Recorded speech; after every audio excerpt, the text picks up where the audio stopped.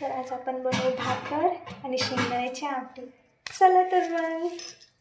तर शेंगदाण्याच्या आमटीसाठी आपण शेंगदाणे तव्यामध्ये टाकू. तवा गरम करायला ठेवला आहे बघा.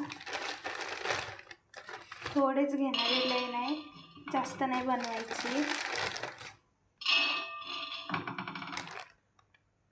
शेंगदाणे होस्तवर आपण इथं कांदे टमाटे कापून घेऊ असे मस्तपैकी. आणि माझ्यासोबत आज ही पण आहे, हिला थोडंसंच काम देऊ, जास्त नाही.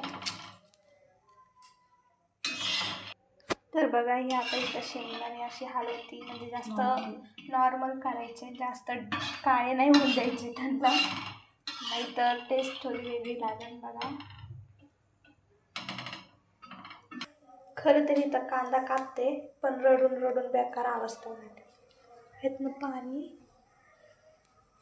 तर आता आपण मिक्सरमध्ये कांदा टमाटर घालून शेंगदाणे भाजते.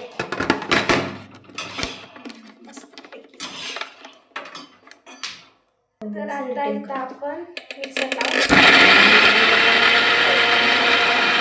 तर बघू शकता, असं वाटून घेतलेलं मस्त झालंय.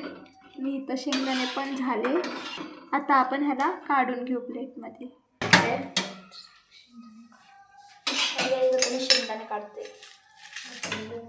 शेंगदाणे काढते, शेंगदाणे बघा गरम आहे, जरा भाजते. त्यामुळे आरामशीर शेंगदाणे गार झाल्यावर ह्याला पण आपण वाटून घेऊ. शेंगदाणे काढून घ्यायचे, असं जरा गार ठेवायसाठी जरा 5 मिनिटं ठेवायचे. तर ह्या घ्यायच. आता आम्ही वाटण तयार करून घेतले शेंगदाण्याचं. फक्त शेंगदाणे आणि पाणी असं घट्ट करून घ्यायचं. आता कढई ठेवली, त्याच्यातून भाजी करणार.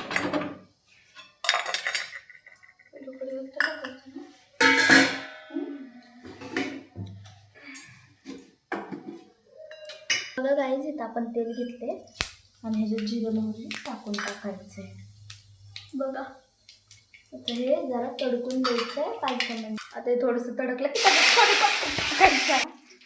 कढीपत्ता टाकला, माझ्या अंगा उलटं, त्यामुळे जरा मी पळाले. तेवढं काही नाही त्याच्यात मग वाटण टाकून टाकायचं. असं वाटण टाकून टाकायचं. जिरं मोहरी कढीपत्ता आणि मग वाटण. ज्याला मिक्स